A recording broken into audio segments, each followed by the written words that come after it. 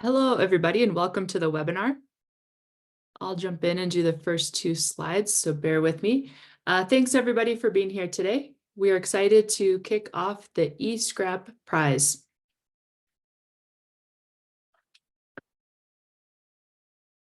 So a little bit of housekeeping. There are some options for audio. You can listen through your computer. You could also call in via your phone. To ask a question, select the Q&A button at the bottom of your screen and type in a question. We will have people moderating the questions as they come in. And we will answer questions live. We'll also provide the written answers in HeroX too. If you have any technical difficulties, please type them in and we'll be able to provide support. We'll also have a recording of this webinar that will be posted on HeroX.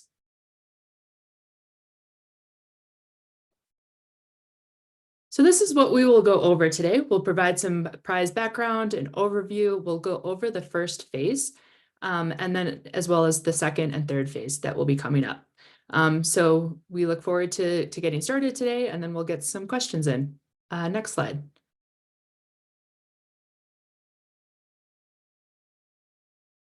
So what is behind the prize? This is a prize that was established by DOE, the Office of Energy Efficiency and Renewable Energy, as well as EERE's Advanced Materials and Manufacturing Technologies Office, AMPTO.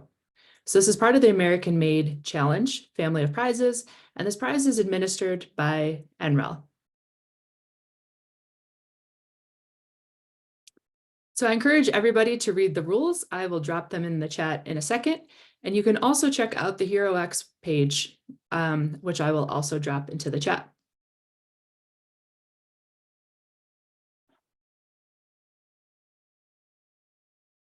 I think I turned it over to Jeremy now for a little bit of background.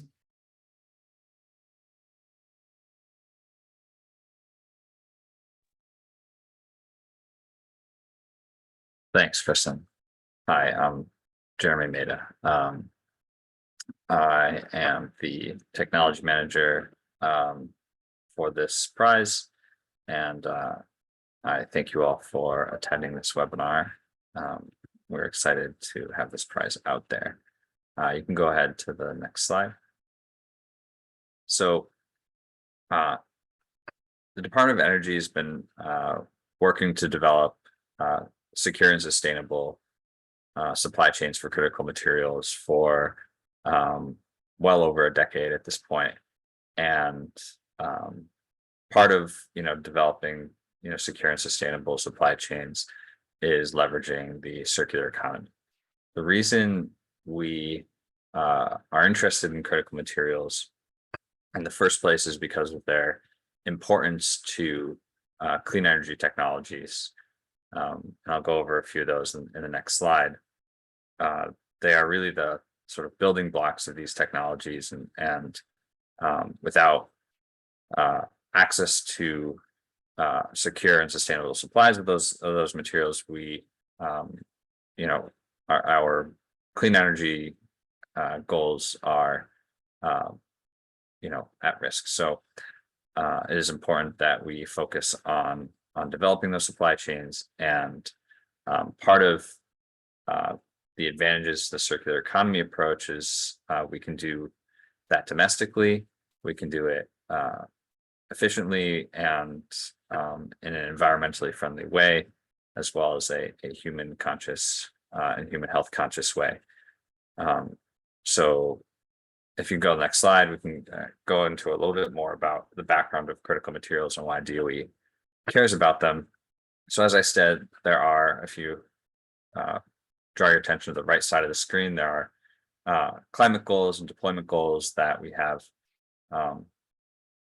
as a department, and the enabling technologies to reach those goals, magnets, batteries, electrolyzers, et cetera, down the center of the slide, require the access, the sustainable and secure access of those foundational materials that you see on the left. So we call these critical materials the electric 18. So the Department of Energy did a criticality assessment that came out last summer, and it evaluated materials based on their importance to clean energy and their susceptibility to supply disruption. So from that assessment, we coined the term Electric 18 to identify the materials of interest for reaching these goals. And these materials are the materials of interest for this prize.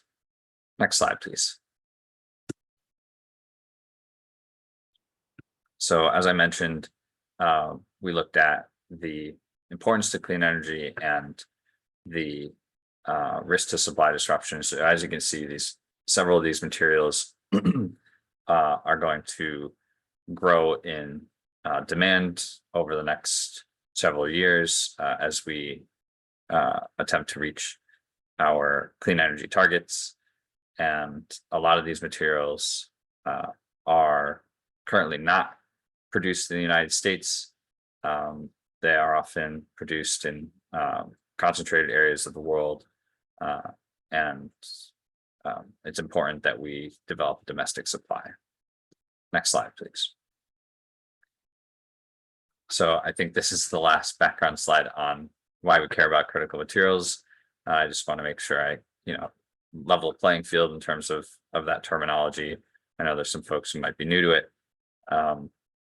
So this came from our criticality assessment, and we identified, like I said, based on the importance to energy and the risk to supply disruption, short-term and medium-term materials that we deem at different levels of criticality. And this is how this is sort of the end results of how we identified critical materials. So I encourage you to take a look at the Department of Energy's criticality assessment if you want to learn more about that. Next slide.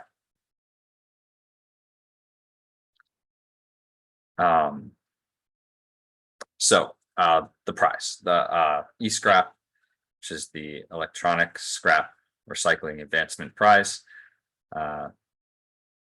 is aiming to address some problems that I will outline here. So e-scrap is the fastest growing waste stream in the world, as well as specifically in the United States. There is a tremendous amount of lost value in electronic scrap, and it also has the potential to cause harmful impacts on the environment and human health, especially depending on where it ends up, whose hands are managing it as it gets landfilled, and so for those reasons, we care a lot about having improved stewardship over e-scrap. In addition to that, a lot of the materials that are present in electronic scrap are also important to our clean energy economy and our clean energy goals.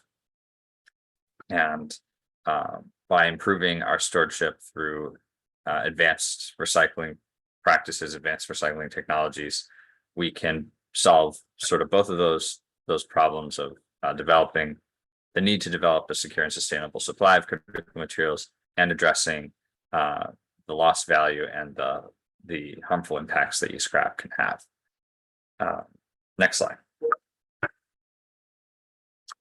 So the goals of our prize are really to advance innovation in the area of e-scrap recycling, specifically focused at establishing or expanding the recovery of critical materials from e-scrap feedstocks. So to achieve this, innovations should involve optimizing and implementing critical material recovery and separation processes into that value chain from end of life to reintroduction in the world of e-scrap. So the prize is designed to stimulate circular supply chains in domestic manufacturing of critical materials, as well as identifying and advancing innovative technologies to, like I said, expand or establish critical material recovery through optimization and implementation of critical material separation and recovery from electronic scrap. the prize is interested in innovations that can improve on the amount of material that's critical material that's recovered and the life cycle impacts of the material that's recovered. So, we really want to validate and prove out that recovering critical materials from e-scrap is as good, if not better, than producing these materials from their raw and virgin feedstocks. Next slide, please.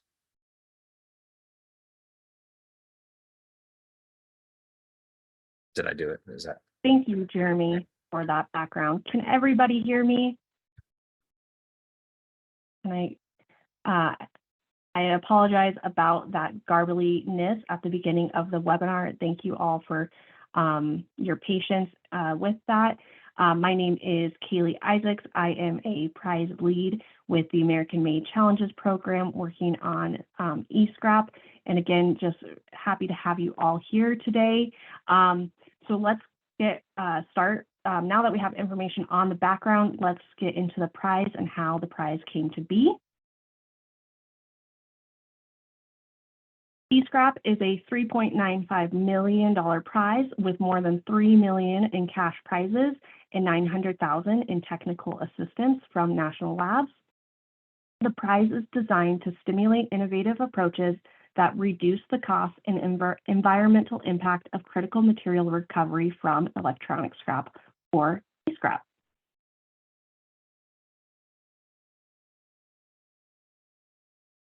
E-scrap has 3 phases: incubate, prototype, and demonstrate. Phase 1, incubate, opened on March 6th and runs through to September 4th. In this phase, competitors will identify innovations that have the potential to substantially increase the amount of recovered critical materials from electronic waste and used in U.S. manufacturing. In phase 2, competitors will prototype their innovation and begin collecting and/or generating data that can be used to optimize techno-economic strategy and life cycle impacts between partners along the recycling value chain. And in phase 3, competitors will begin implementing their innovation and identify how it will scale. As mentioned previously, this is a $3.95 million prize. It's a large prize. This table on the slide details the prize amounts and the duration for each of the phases. In phase 1, up to 10 winners will be selected, and winners will be receiving $50,000 in cash per winner and up to $30,000 of analyst consulting to use in phase 2. In phase 2, up to 5 winners will be selected, and winners will receive $150,000 in cash per winner and up to $120,000 in analyst technical support to use in phase 3. And lastly, in phase 3, up to 3 winners will be selected, and winners will receive $600,000 in cash per winner. Overall, competitors will have the opportunity to each win up to $800,000 in cash and $150,000 in national lab analyst consultation and technical assistance.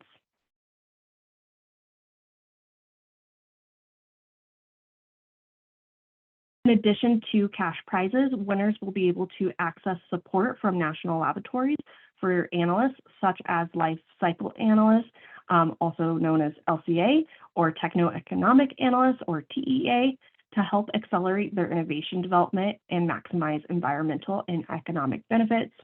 So LCA is a methodology for assessing the environmental impacts associated with the entire life cycle of a product or process. And TEA is a method for evaluating the economic performance of a technology, allowing analysts to objectively weigh benefits against cost. So the analyst support will be done in phase 2 and phase 3. Again, if you are a phase 1 winner, you'll get that support and you do that in phase 2. And then if you are a phase 2 winner, you'll get that analyst support and you'll use that in phase 3.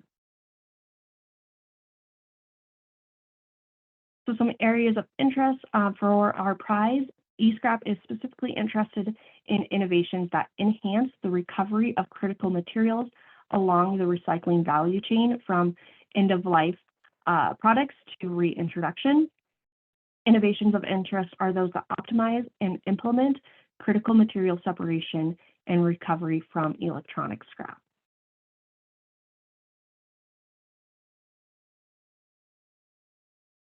Some areas not of interest are separation or recovery of materials from batteries unless paired with the recovery of critical materials from other electronic devices, and research and development efforts that have not yet been proved at bench scale. This is not a non-exhaustive list, so please ensure you read the official rules for more information about areas of interest and areas not of interest. If you have any questions about that, please let us know. For who's eligible to participate in this prize, the prize is open to individuals and teams of individuals, private entities, so that can be for-profits or nonprofits, and non-federal government entities, and that could include states, counties, tribes, municipalities, and academic institutions. You can read more about the full eligibility in the prize rules.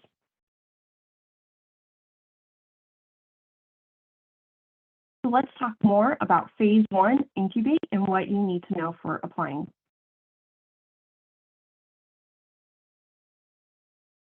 Phase 1 Incubate has 3 goals. First is opportunity and innovation identification. Competitors should identify and describe what innovations are needed and what impact they will have on recovered critical materials from eScrap. The second goal is plan development. Competitors should develop a plan to validate and optimize the benefits of the innovation, including how it will be integrated into the recycling value chain. And lastly, the third goal, stakeholder representation and connectivity. Competitors should identify partners in the recycling value chain that will provide inputs, or also upstream, or handle outputs, also as downstream, from the innovations process or technology.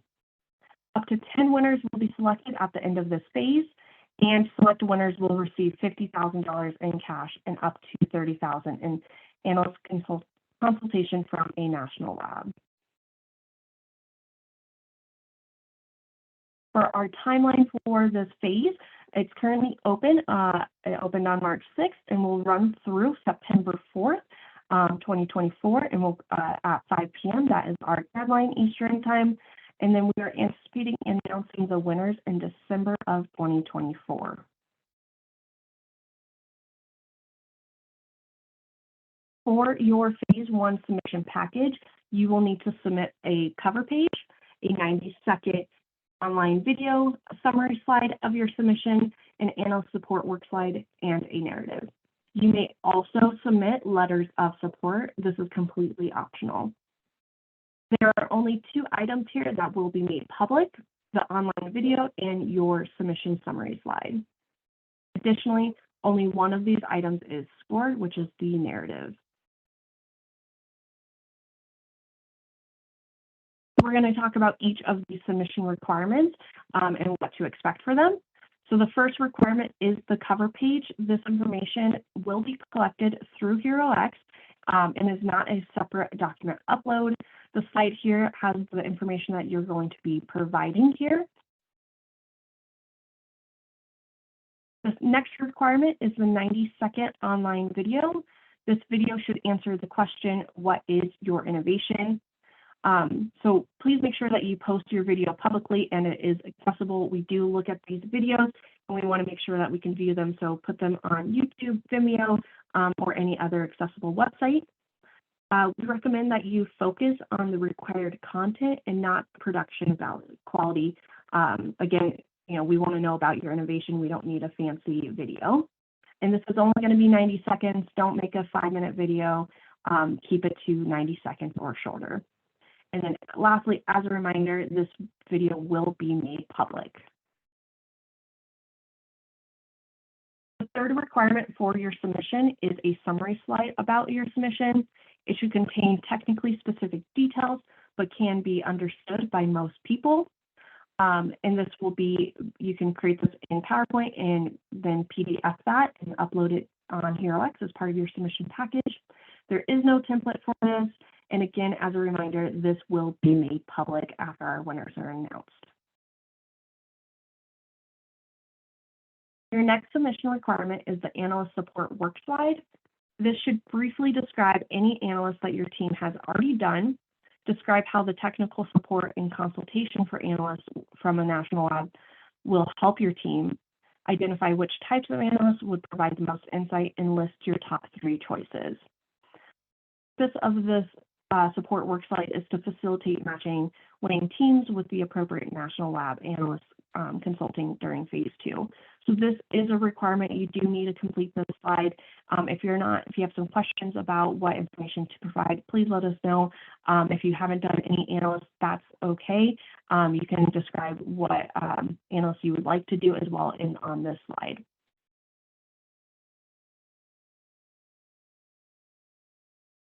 And the last required submission item is the narrative.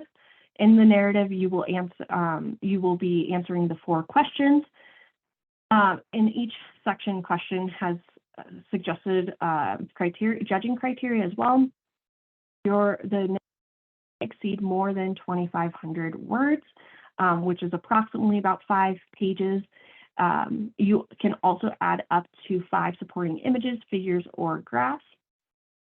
We do have a template for this narrative, and you can find it on HeroX under the Resources tab. The narrative will be scored. Again, this is the only scored item for your submission.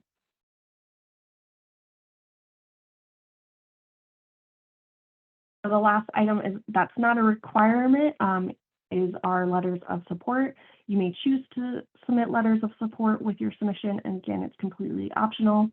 If you're going to submit letters of support, please only submit ones from partners or others that are critical to the success of your proposed solution. All letters of support must be combined into a single PDF document, and each letter of support must not exceed 1 page.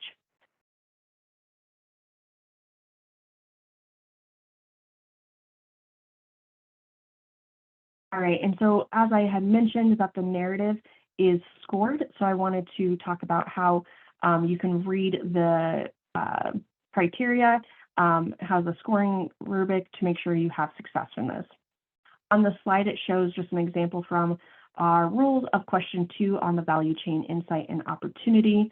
So in the left column is the topic that you are addressing, as well as the weight percentage for that section. Again, for this example, we have the value chain insight and opportunity. And so this section is 25% weighted of your total score. In the middle column is the suggested content to provide. There are several suggested content bullets you could provide to address the judging criteria. And then lastly, in the right column is what your score will be based on. You will see the judging criteria that reviewers will use to score your submission. So if you have any questions on what to provide, we've tried to lay it out pretty clear on what suggested content to include, and then also how it will be scored.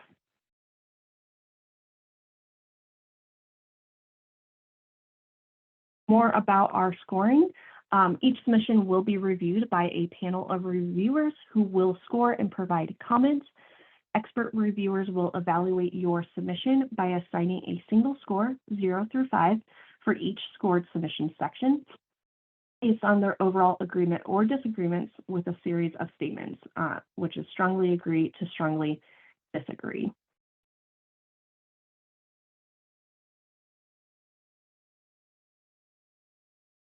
And again, continuing on our scoring, the final score from an individual reviewer will be calculated based on the weighting shown.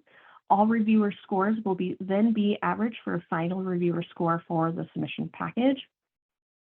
DOE is the final judge and will make selections based on reviewer scores and comments, as well as program policy factors.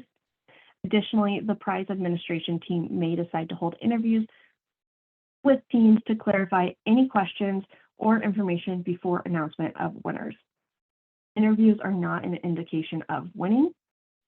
Another thing to note is that our reviewers will be providing comments, and you will, when they're scoring the submissions, and you will receive those comments after we announce our winners, but you will not be receiving the scores. All right, now that you know what you need to submit for phase one, let's do a quick demo of HeroX, which is our prize platform, and how you will be submitting for this prize. We'll drop a link to HeroX in the chat, and I encourage you to follow along with me as I show you how to sign up for the prize, where to find key information and other helpful resources. So one moment while I switch screens. All right, here we go. So again, all right, sorry. On HeroX, so this is the URL here, herox.com/escrap-prize. On this page here, homepage on the summary, you can read more about our prize. On our timeline, you can see the dates that are important for the prize. So we have another informational webinar happening on June 18th. You can see the submission deadline, and then when we're expecting to do our winner announcement, and then when phase 2 opens, closes, and phase 3 opens and closes. It's a forum here. You can ask questions if you have any questions about the prize. Maybe they're not answered necessarily. We'll also be posting the questions here that are posted in the informational webinar into our challenge forum. And then, excuse me, and then teams, this is who's all signed up here. And then resources, this is where you can find the official rules and those templates. And FAQs, this is some common questions that we've received. So you can come here to look up more information. And then if you are interested in applying for this prize, you're going to make sure you have an account on HeroX and make sure you're following us here. And then you're going to hit solve this challenge, and you'll accept the terms for this prize. And if you want to join as a team, or you want to join a team, create a team, or compete individually.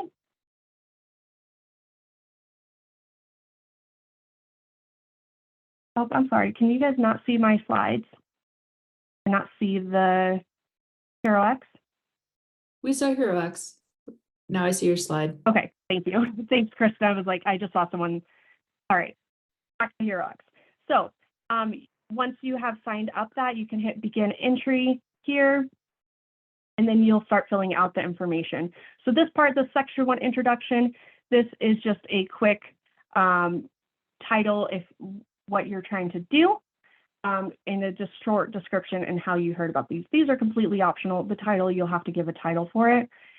Eligibility acknowledgement, make sure that you are eligible for this prize, fill out this information.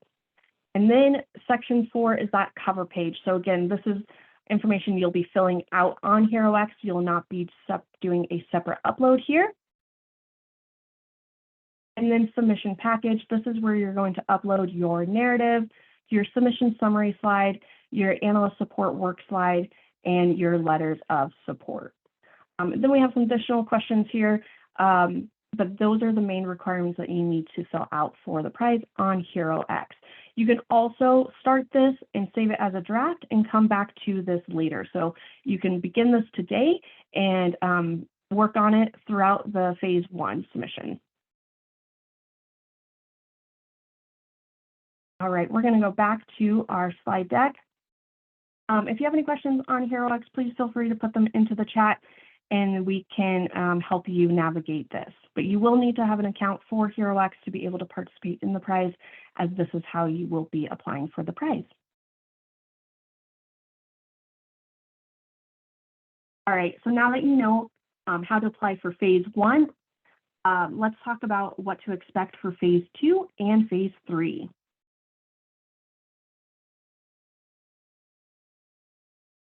So during phase 2 prototype, we will be focusing on deepening insight by leveraging national laboratory expertise or other resources to understand the benefits of your innovation, validating and advancing your innovation towards implementation, and sharing information with other upstream and downstream entities.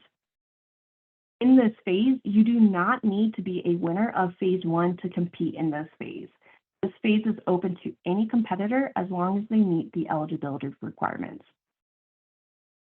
In this phase, winners will have the opportunity to win $150,000 in cash and up to $120,000 in analyst technical assistance from a national lab.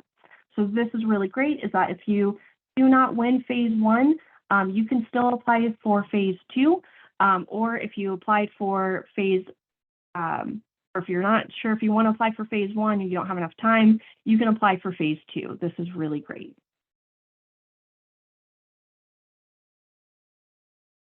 And then for our timeline for phase two, we're anticipating launching it in December of this year with an expected submission deadline in August of 2025. And from December to August, the phase one winners will receive their $30,000 in analyst consultation to use at a national lab.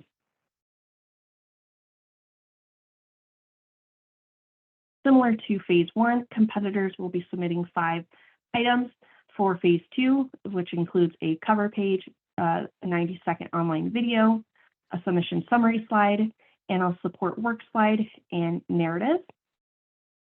Please note that the online video and summary slide will be made public, and you can find more information about these requirements in the official rules.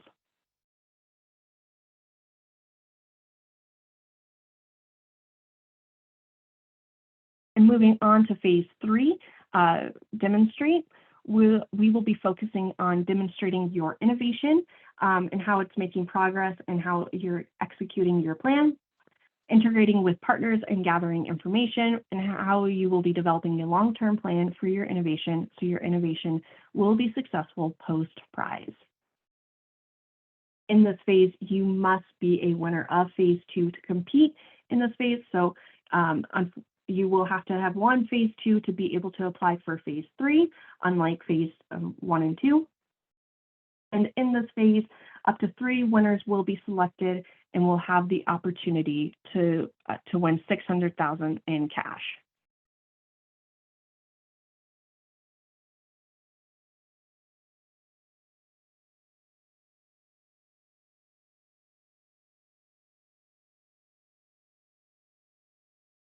All right, and for our timeline, we're anticipating launching phase 3 in October of 2025 with an expected submission deadline in October of 2026. So this phase will be 1 hour long, or not 1 hour, 1 year long, excuse me, wow, 1 year long, it's a long phase. And from October 2025 to October 2026, the phase 2 winners will receive their $120,000 in technical assistance to use at a national lab.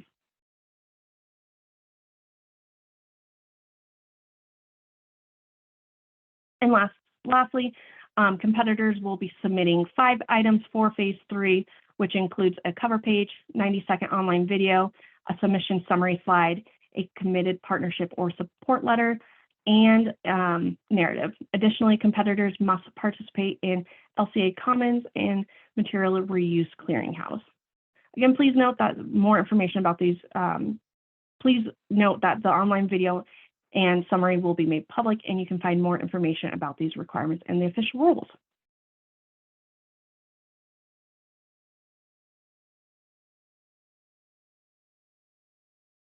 And now that you know more about the prize, let's learn how you can get started today. We do have a resource for competitors, which is completely free. These are our Power Connectors. Power Connectors can support competitors by answering questions, providing general feedback on your submission materials, and providing general support. We have 2 Power Connectors that you can connect with, ADL Ventures and Yet2. The slide has their contact information, but you can also find it on HeroX and in our FAQs tab. Again, these are a free resource for you. They will help you with your submission. We're providing them for our competitors. So please make sure you use them.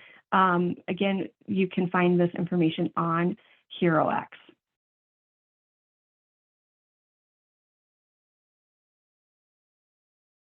And to get started, follow these next steps. You'll want to make sure that you follow the prize on HeroX.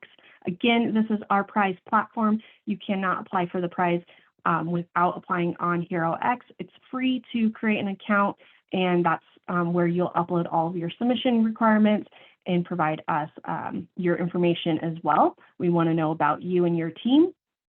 Make sure that you read the official rules. The rules are really important. They're a guide, they're a resource for you. I know that they are dense. It's a little daunting when you see 40-some pages of text, but this is for you. It's helpful. It's our guide as well. So please make sure you read through the rules. And if you have any questions on the rules, let us know. And then make sure that once you have done, you've followed the prize, you've created your account on HeroX, you've read the rules, submit your submission by September 4th by 5 p.m. Eastern time. We encourage you to submit early so that way you don't have any connection issues, or, I've had competitors in the past that will submit right at that 5 p.m. Eastern time and get locked out. So encourage you to submit early. And then lastly, if you have any additional questions, you can post your questions to the HeroX forum. You can utilize a Power Connector for support, or you can message us directly at escrap.prize@nrel.gov.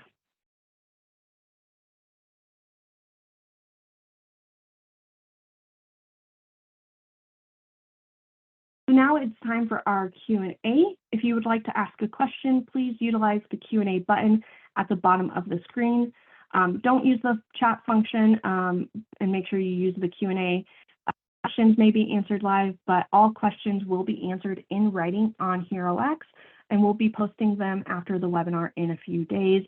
I know this has already been a question in the Q&A, but this webinar is being recorded and will be posted on HeroX. You can find it under the resources tab on HeroX, and we'll post a notification on HeroX when this is available to you all. Let's go ahead and get started on these Q&A. If I can have Kristen and Jeremy hop on as well. We have some that are answered as well, but let's start from one of these questions. Yeah, Kaylee, we have one a of couple them. questions directly for Jeremy. So Yeah. Jeremy, Yeah, take these. great. The question is, what are the current methods of critical material recovery and the problems with them?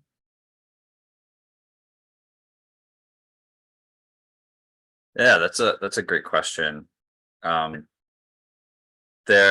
are several methodologies out there that I guess there are, without being too specific, there are several that the Department of Energy has invested in and has seen some success in, but one of the, I guess I'll start with some of the commonalities, which are some of the challenges that exist between these different methodologies, which is that they often lack some of the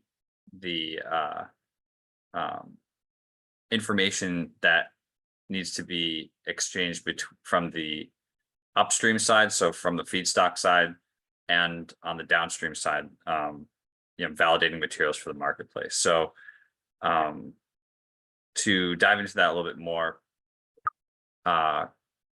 these separation and extraction technologies can be optimized and made more efficient when you understand what's in the feedstock, you understand not just what valuable materials are in the feedstocks, but what contaminants are in there, or any materials that may be disruptive to a particular recovery process.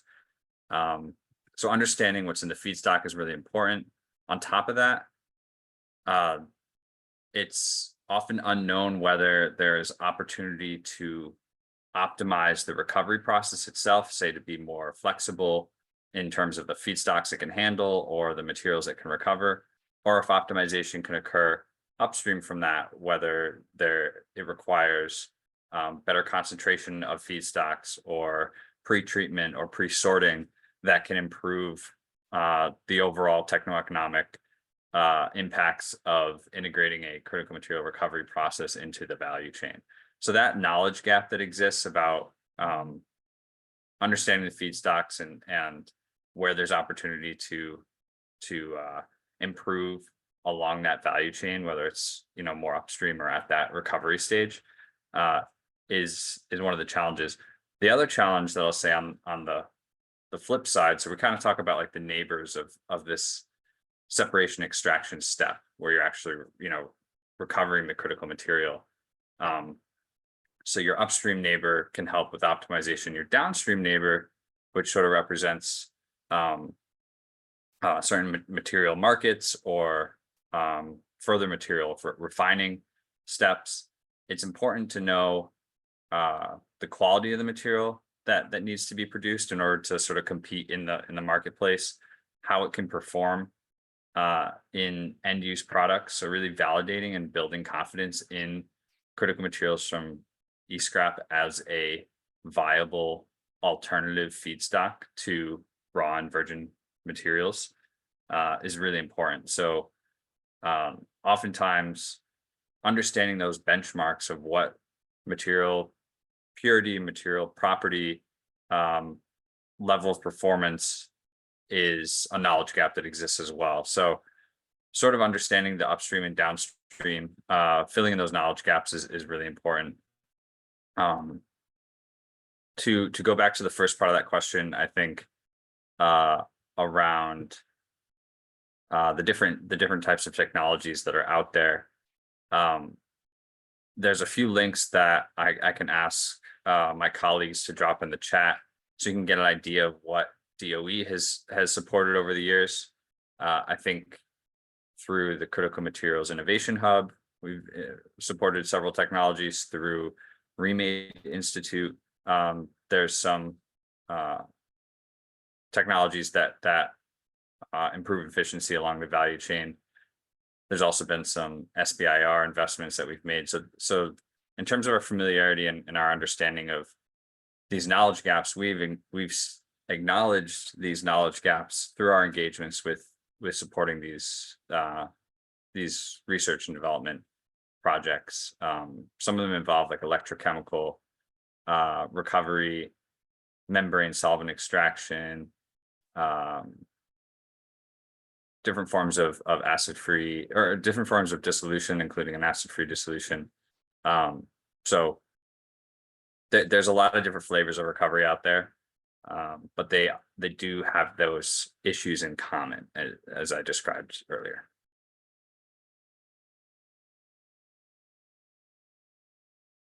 Thank you, Jeremy. All right. This is another question, Jeremy, for you. I'm going from the bottom up on our list here. Which metals are considered as critical, and what are the requirements on their extraction purity?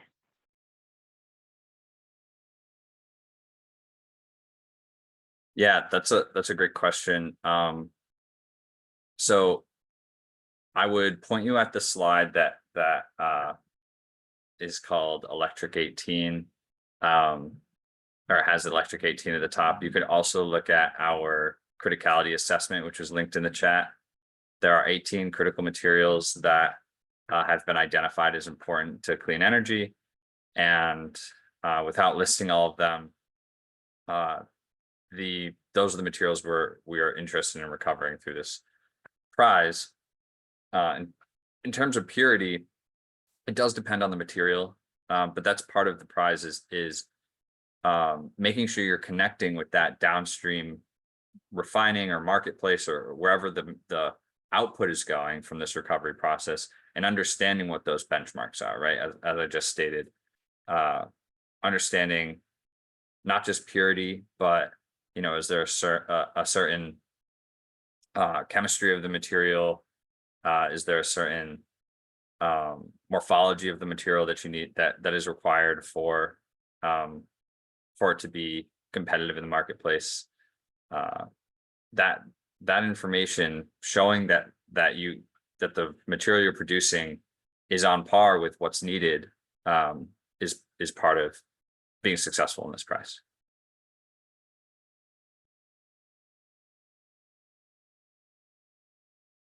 Thank you. Jeremy. Let's see. Looking at here. Another question, Jeremy, might be more for you. Given e-scrap is mainly composed of plastics, copper, aluminum, precious metals, and furious metals. Sorry if I mispronounced that. Are there specific target elements for this prize, and are there requirements for recovery and grade of the products? Yeah, it's a pretty similar question to the last one in terms of, you know, what are we targeting? And I think the previous one asked about purity, but grades, same idea. There, again, I would point you towards the criticality assessment. I will drop a link in the chat too that we have a page called What Are Critical Materials? That is a great resource to understand what ones we care about. And I think if you read in the prize rules, we do acknowledge that there are other materials in there that do not fall under this critical materials list.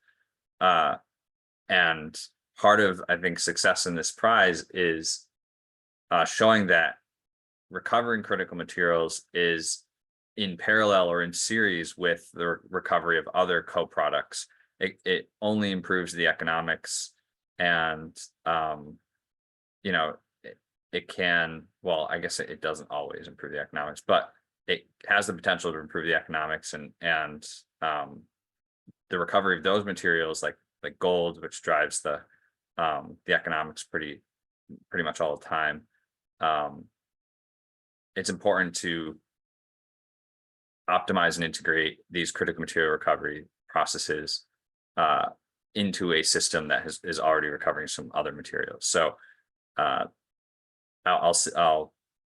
you know, kind of build off that point that recovering materials that aren't critical is still of interest, because it can improve, has the potential to improve the economic viability of this sustainable critical material feedstock. Thanks, Jeremy. Another question we have, and I'll answer, will the team need to submit budget and budget justification? And the answer to that is no. You do not need to submit a budget or a budget justification. All you need to submit is what we're asking for in the official rules and what I went over earlier in the slide deck. So you just need to do that cover page, 90-second video, submission summary slide, the narrative, and the LCA, the analysis work slide, excuse me, and then the optional letters of support. You do not need to submit your budget and budget question justification.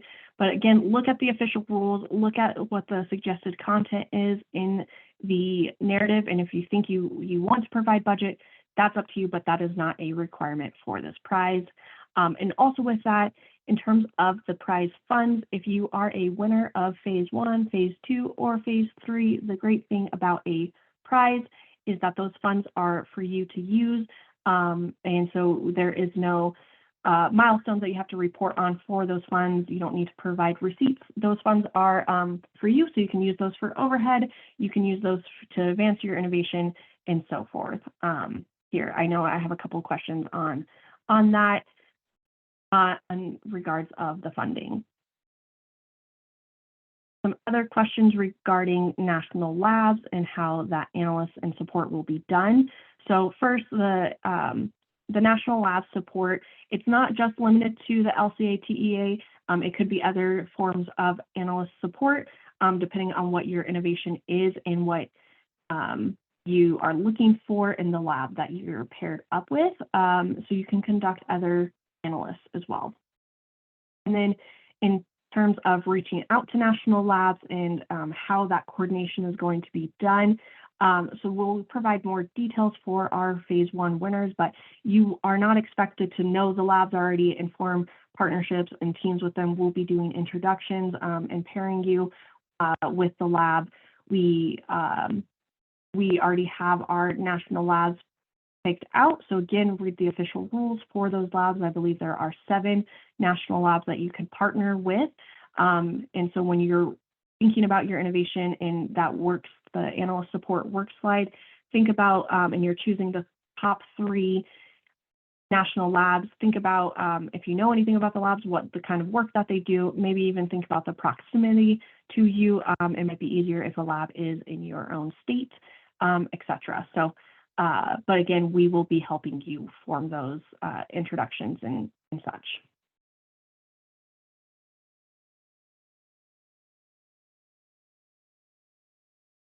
I have a question on eligibility about, do all team members need to be based in the US? So please read the official rules for more information about the eligibility requirements. As if you are an individual applying, you do need to be a US citizen. If your company is applying, whether or as a corporate for-profit entity or a nonprofit entity, that does need to be based here in the US. But if you're like on a team, you know, your company is applying, but you in your company is not from the US, that is okay. But again, please read the official rules for more information about the eligibility requirements.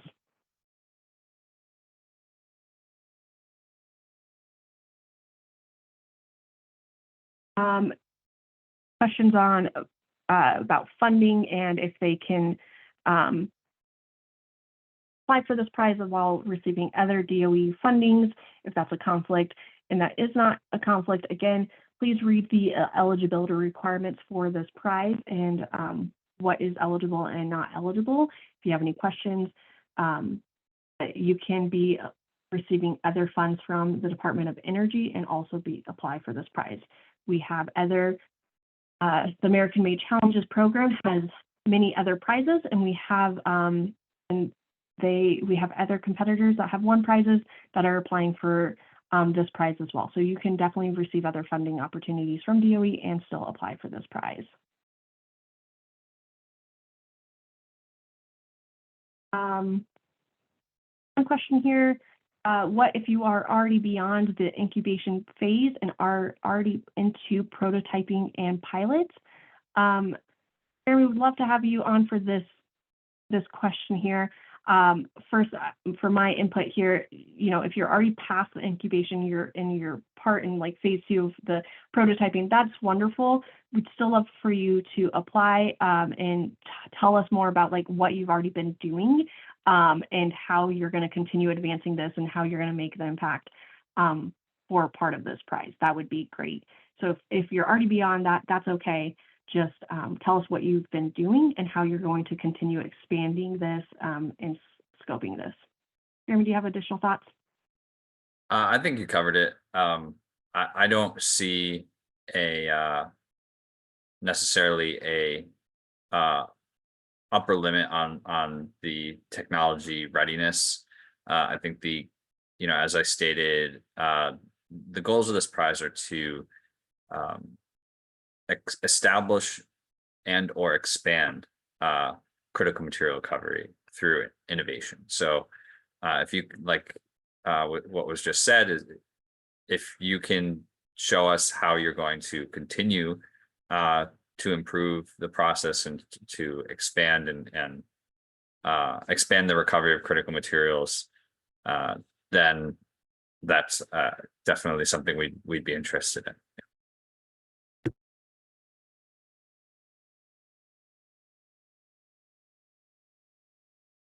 All right.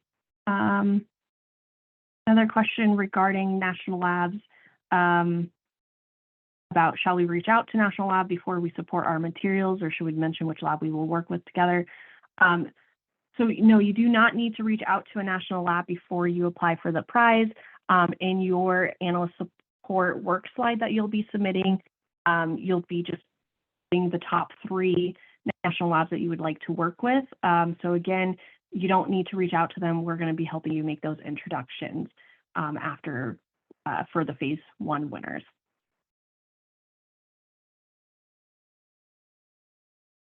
All right. So we are almost at time. So all of the questions that we are not able to get to, we will be answering those questions and we'll be posting those onto HeroX. If you have any additional questions, again, please feel free to email us. We pasted that into the chat. Also, you can post your questions onto HeroX in the forum. We will try and get to your answer those questions within 48 hours. And then you can reach out to our power connectors, ADL Ventures and Yet2, to get support for this prize. And don't forget to submit your submission by September 4th by 5 p.m. Eastern Time. That is it for the informational webinar for eScrap. Thank you again for joining. We really appreciate it. Again, this webinar has been recorded and we will be posting it onto HeroX. Thank you all.